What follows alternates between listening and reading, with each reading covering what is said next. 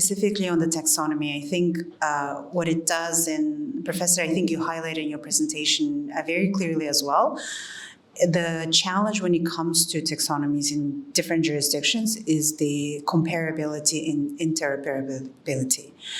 And what we need to get first and foremost, before we start talking about flowing capitals in the greener space, is to ensure that we have the common definitions and understanding what is green and what is transition and what is not.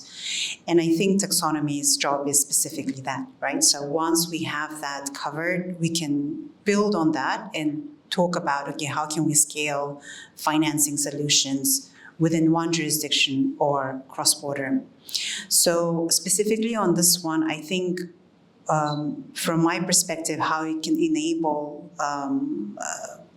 channeling more capital into the sustainability spaces is for clients that have either based in Singapore and have operations internationally, China, Europe, or elsewhere, and vice versa. So our international clients, we are an Asian bank, so we have a footprint across various Asian markets, including China. So Chinese clients that have operations, say, in Singapore, in ASEAN, or in Europe, for them, having this common understanding and lack of confusion, so to speak, to ensure that they can, if they say this is green, it means green everywhere they operate, it simplifies a lot of things. And I think, Professor, you mentioned about transaction costs. I think it's very important as well, because we've seen cases where a deal can be classified as green in one country according to one taxonomy, but then you literally go to the second country and it will not be classified as green or transition.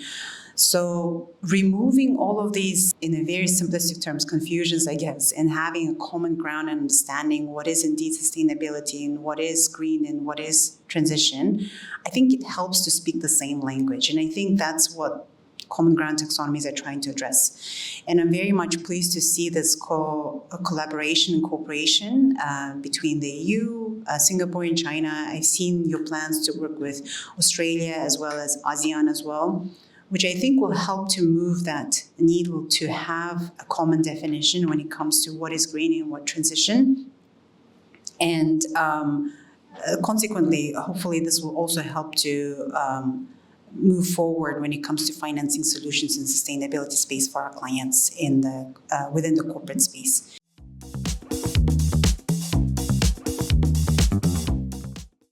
I was lucky enough to be part of the Singapore taxonomy when it was being formed. So I was part of the committee of that. And one of the fundamental questions that we kept on asking was, why do we need another taxonomy when millions exist anyways?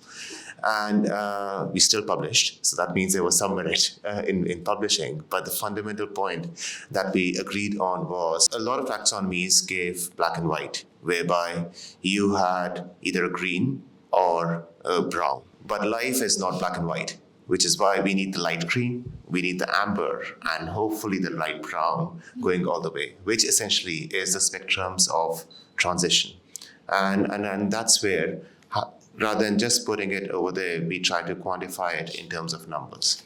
And what this taxonomy is doing is it's fundamentally saying whichever is the highest common multiple across the three taxonomies, I'm going to adopt that.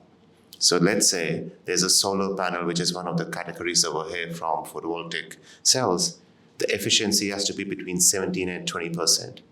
Now, that's China standard, but in EU standard, there's no specific standards like that, which is why the highest common standard gets adopted.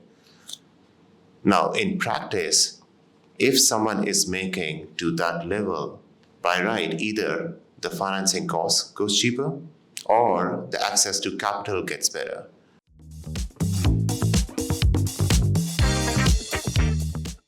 When we look at the flows from China to the globe, in Asia Pacific alone, China is the biggest sustainable finance market, which means there is enough opportunity, A, to learn from the world's largest, at least Asia's largest sustainable finance market.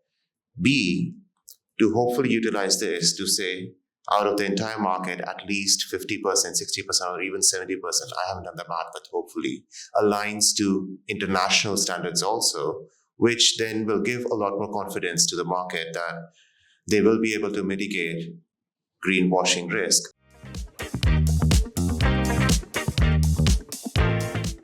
We are seeing some positives, especially on the technology side in the energy transition space. Some of these solutions to decarbonize are no-brainers to some extent from economics point of view, right? So it just makes sense from financial and economics point of view. And I'm talking about specifically on the electrification, energy efficiency solutions, as well as renewables.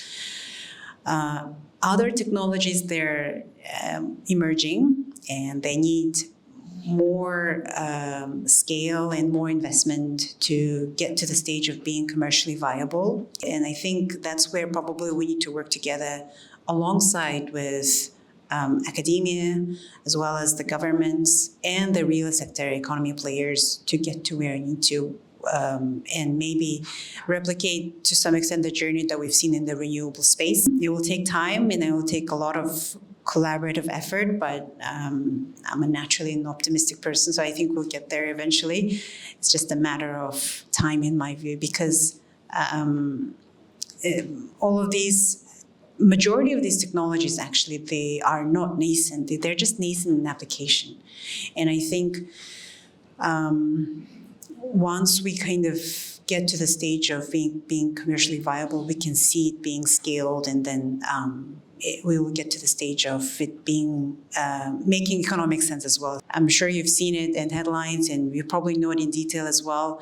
I think it's such a big umbrella term for so many different things. But the essence of it is basically supporting our clients in their net zero transition journeys, right? So where they are now and where they want to get in, say, 2050, 2060. In between, how do you get there, and what kind of financing they can unlock during this journey in order to facilitate that transition journey.